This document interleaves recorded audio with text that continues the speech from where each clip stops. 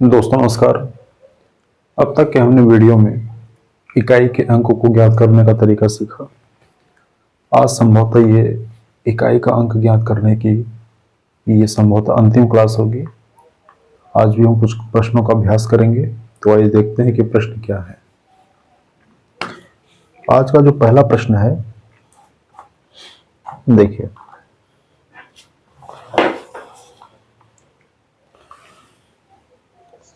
छः हजार 732 पावर 170 गुणे 6733 पावर 172 गुणे 6734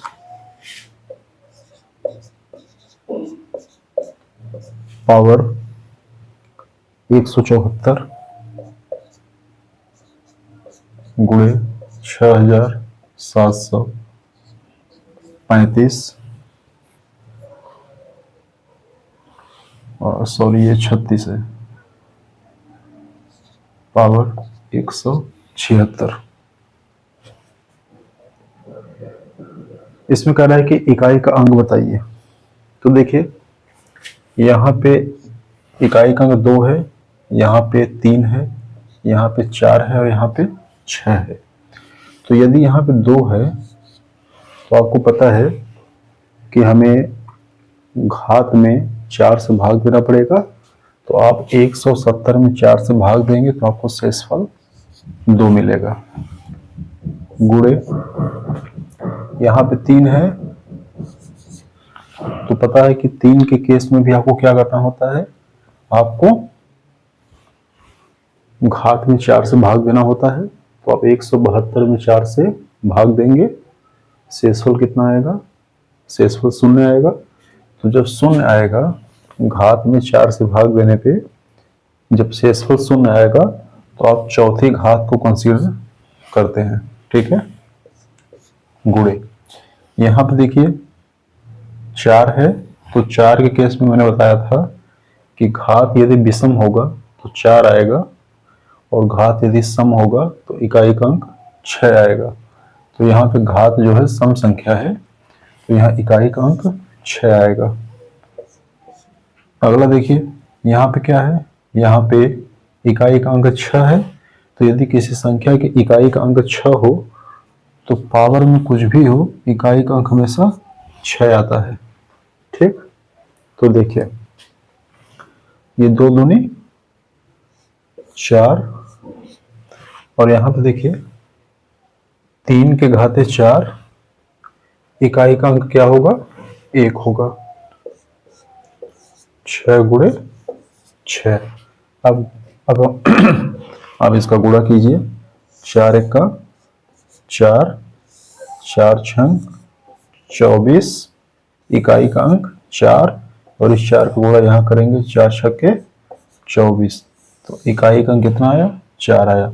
इस संख्या के, ये जो संख्या हमको दी गई थी, इसका मल्टीप्लाई आप करते तो आपको इकाई का अंक यही 4 मिलता। क्या मिलता, 4। इसका आंसर कितना होगा, 4 होगा।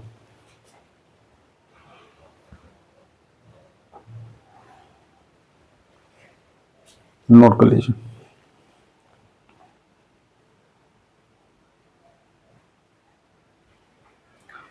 आइए अगला क्वेश्चन देखते हैं।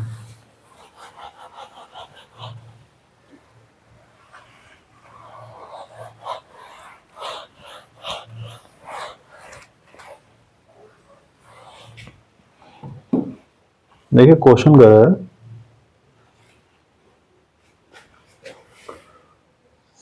दो से बड़ी तथा 222 से छोटी सभी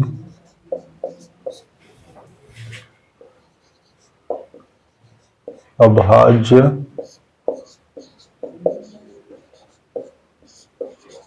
संख्याओं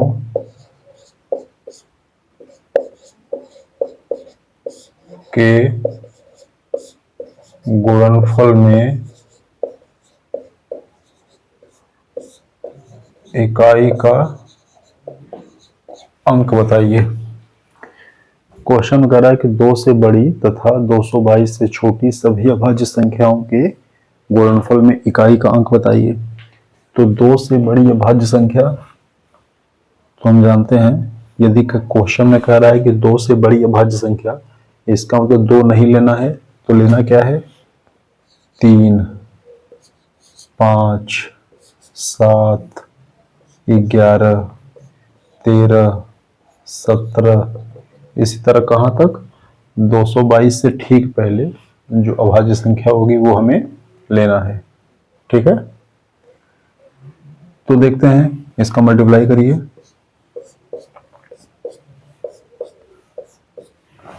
देखिए कॉन्सेप्ट, इसको समझिए। सभी जो अभाज्य संख्याएं हैं, जो प्राइम नंबर्स होते हैं, इसमें केवल 2 ही ऐसा इकलौता प्राइम नंबर है जो इवन है, मतलब क्या है, जो कि सम है। इसके अलावा जितने भी प्राइम नंबर होंगे वो सब क्या होंगे, वो ऑड होते हैं। क्या होते हैं, ऑड। तो यहाँ 2 तो है नहीं, 2 नहीं है, तो सारे जो प्राइम नंबर्स लिखे जाएंगे, ये सारे प्राइम नंबर्स क्या होंगे, ये ऑड होंगे। क्या होंगे, ऑड होंगे। तो देखो यहाँ पे 3 है, यहाँ 5 है, यहाँ 7 है, यहाँ 11 है। ठीक, तो यहाँ हमें 5 दिखा, और 5 एक ऐसी संख्या है कि 5 का जब हम किसी विषम संख्या में गुणा करते हैं तो हमेशा इकाई का अंक 5 आता है। तो देखो 3 5 15, कितना आ गया इकाई का, 5 आ गया। 5 7 35, 5 आ गया। 5 1 का 5, यहाँ भी 5 आ गया। 5 9 15, यहाँ भी 5 आया, और 5 7 35, यहाँ भी 5 आया। आगे गुणा करते जाएंगे तो हमेशा इकाई का क्या आएगा, 5 आएगा।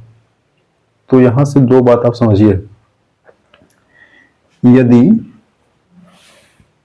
आपसे कहा जाए कि 2 को शामिल करते हुए अभाज्य संख्याओं का आपस में गुणा करिए, तो इकाई का अंक हमेशा 0 आएगा। कल मैंने क्वेश्चन बताया था, क्यों आता है, क्योंकि 2 यहां होगा और 5 यहां होगा, 2 5 10, 0 यही मिल जाएगा। लेकिन अगर आपने 2 को शामिल नहीं किया और उसके बाद आपने प्राइम नंबर्स का मल्टीप्लिकेशन किया, तो इकाई का अंक हमेशा 5 आएगा। क्यों आएगा, इस 5 की वजह से, क्योंकि 5 का जैसे ही आप गुणा करेंगे किसी भी विषम संख्या में, तो इकाई का अंक हमेशा 5 आएगा।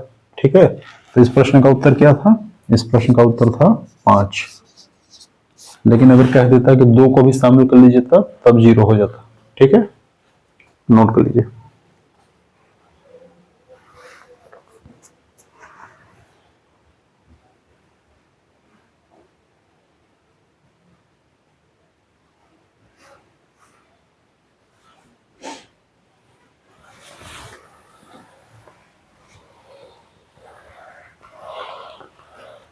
आइए अगला क्वेश्चन देखिए।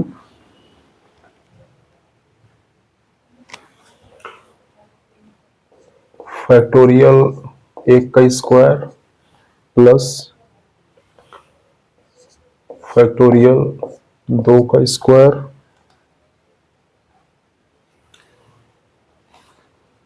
सॉरी, ये फैक्टोरियल की पावर 1 है। हाँ ठीक है। तीसरा प्लस फैक्टोरियल 3 का क्यूब प्लस फैक्टोरियल 4 के पावर 4, ऐसे करते करते लास्ट में क्या है, फैक्टोरियल 10 के पावर 10। कह रहा है कि बताइए इकाई का अंक क्या होगा। तो देखो भाई,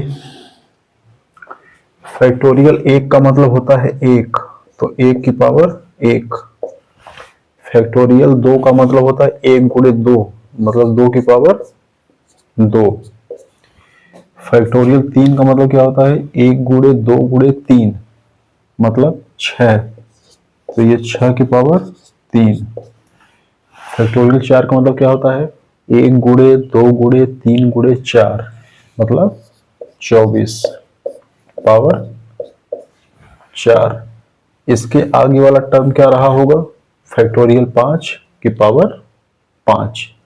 तो फैक्टोरियल 5 कितना होगा? अब फैक्टोरियल 4 के बाद जितना भी फैक्टोरियल होगा 5 6 7 8 सब में इकाई का अंक शून्य आएगा।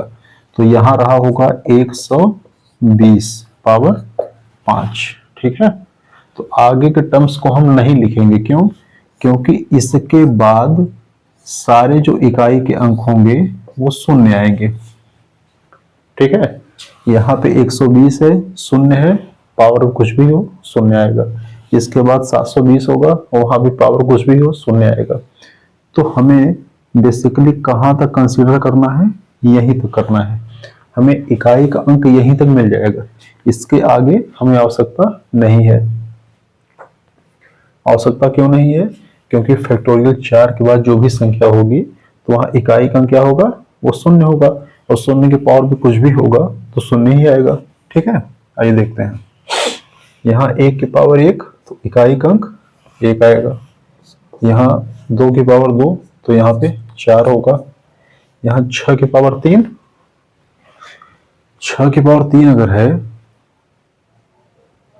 तो 6 के पावर में कुछ भी हो इकाई का अंक हमेशा क्या आएगा? 6 आएगा। यहाँ 24 की पावर 4 है, तो यदि यहाँ 4 है तो मैंने बताया था 4 की स्थिति में 2 केस। 4 की पावर अगर कोई विषम संख्या तो 4 आएगा, और 4 की पावर कोई सम संख्या तो इकाई का अंक 6 आएगा। और इसके आगे क्या होगा? इसके आगे सारा कुछ जीरो होगा, सारा जीरो होगा। ठीक है, इसको हम कंसीडर नहीं करेंगे। जोड़ के देखो, 1 4 1 5 6 5 11 11 6 17। इकाई का अंक क्या आ रहा है? 7 आ रहा है। तो यही इसका आंसर होगा।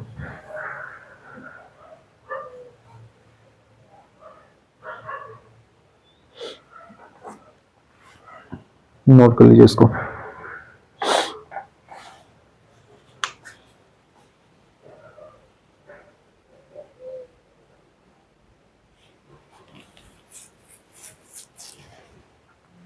आइए अगला क्वेश्चन देखते हैं।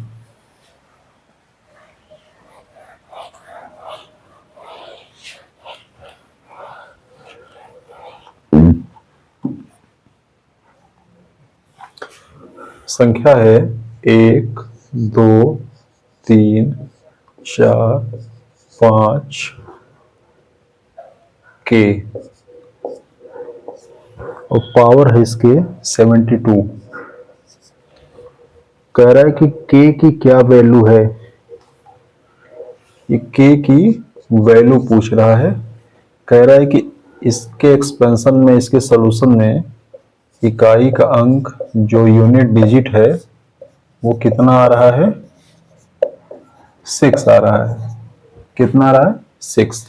कह रहा है कि इसका यूनिट डिजिट 6 है, आपको के की वैल्यू बतानी है। क्लियर? ऑप्शन देखिए क्या दिया हुआ है। Option A 8, option B 2, option C 6 और option D all of the above. ठीक है, देखिए भाई, आपको पता है कि यूनिट डिजिट 6 कब आ सकता है? तो देखिए ध्यान से, अगर 8 के पावर 1 होगा तो 8 आएगा यूनिट डिजिट। 8 के पावर 2 होगा तो 64 मतलब यूनिट डिजिट 4। 8 के पावर 3 होगा तो 512 इकाई का अंक 2, और 8 के पावर 4 होगा तो 4096 इकाई का अंक 6। तो यदि यहाँ k के प्लेस पे हम 8 रख दें, और यहाँ देखिए 72 है, 72 का 4 से डिवाइड करेंगे तो शेषफल 0 आएगा। शेषफल 0 आता है तो हम पावर 4 को कंसीडर करते हैं। ठीक है, तो यहाँ पे 8 की पावर 4 6 आ रहा है। मतलब k के प्लेस पे अगर 8 होगा तो भी इकाई का अंक 6 आएगा। ठीक है, तो यहाँ ऑप्शन में 8 दिया हुआ है, ये हमको सही लग रहा है। आइए दूसरा चेक करते हैं, क्या k के प्लेस पे 2 होगा तब भी इकाई का अंक 6 आ सकता है? तो आइए देख लेते हैं। 2 की पावर 1 होगा तो 2, 2 की पावर 2 होगा तो 4, 2 की पावर 3 होगा तो 8, 2 की पावर 4 होगा तो 16, इकाई का अंक 6। तो यहाँ यदि k के प्लेस पे 2 रख दें तब भी इकाई का अंक 6 आएगा, क्योंकि देखो 72 में हम 4 से डिवाइड करेंगे तो शेषफल 0 आएगा, तो शेषफल 0 आएगा तो पावर 4 को हम कंसीडर करेंगे, तो यहाँ भी हमें इकाई का अंक 6 मिलेगा। ठीक है, तो हम क्या देख रहे हैं? हम देख रहे हैं कि k की वैल्यू 2 भी हो सकती है, 8 भी हो सकता है, 2 भी हो सकता है। अब देखिए और किस स्थिति में 6 आ सकता है? तो यदि हम k के प्लेस पे 6 रख दें तो पावर में कुछ भी हो इकाई का अंक हमेशा 6 ही आएगा, तो ये भी सही है। मतलब k के प्लेस पे 8 भी हो सकता है, 2 भी हो सकता है और 6 भी हो सकता है। क्लियर? तो इसका कौन सा ऑप्शन सही है? इसका ऑप्शन नंबर डी सही है, ऑल ऑफ दी अबव, मतलब तीनों सही है। क्लियर? ये बढ़िया क्वेश्चन था।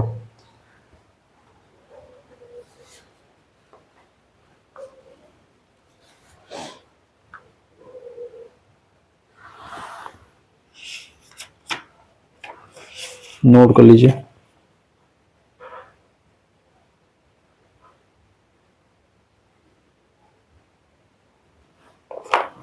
आइए देखते हैं,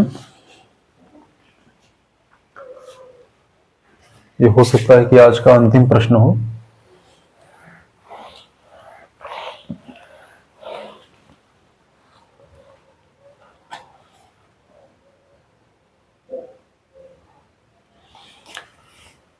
दो की पावर 3 और 3 की पावर 4 गुणे 3 की पावर 4, 4 की पावर 5 गुणे 4 की पावर 5 और 5 की पावर 6 गुणे 5 की पावर 6, 6 की पावर 7 गुणे 6 की पावर 7, 7 की पावर 8 गुणे 7 की पावर 8, 8 की पावर 9। क्लियर? आइए देखते हैं। आपको पता है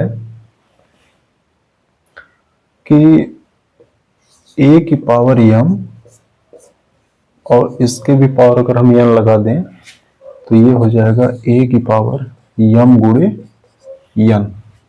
होगा कि नहीं? बिल्कुल होगा। तो इसी तरह ये क्या हो जाएगा? ये हो जाएगा 2 की पावर 4 तियां 12। ये क्या हो जाएगा? 3 की पावर 4 पचे 20। ये क्या हो जाएगा?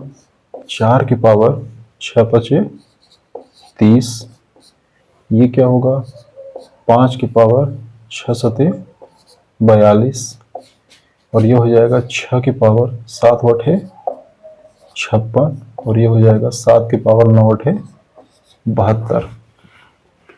ध्यान से देखिए, यहाँ 4 है और यहाँ 5 है, तो मैंने कहा कि 4 के पावर अगर कोई सम संख्या होगी तो इकाई का अंक क्या आएगा? इकाई का अंक 6 आएगा। तो यहाँ हमें इकाई का अंक 6 मिल गया।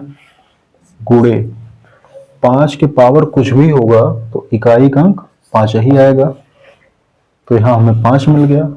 हमें अभी बाकी से मतलब नहीं है, हम पहले इसी दोनों को देखते हैं। तो ये 6 पचे 30, मतलब हमें यहाँ एक शून्य मिल गया।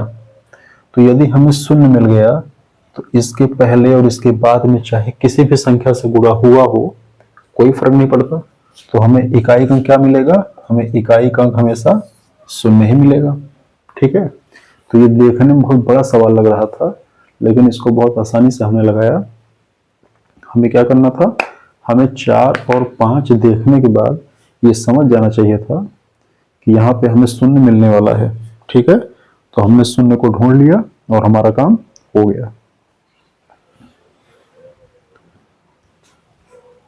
अब तक हम लोगों ने कुल 8 से 9 वीडियो में इकाई के अंक को बहुत अच्छे तरीके से समझा और लगभग मैंने 60 से 70 क्वेश्चन इस पे आपको अभ्यास कराया होगा। तो मेरे हिसाब से एक अच्छी खासी प्रैक्टिस आपकी हो गई होगी। और यदि आपको कोई समस्या तो आप इसको कमेंट बॉक्स में लिख सकते हैं। कोई टॉपिक अगर आप समझना चाहते हैं तो उसे हमको बता सकते हैं। आज हम इस क्लास में समाप्त करेंगे और कल किसी नए टॉपिक के साथ, किसी नए चैप्टर के साथ आपके सामने फिर आएंगे। तब तक के लिए नमस्कार।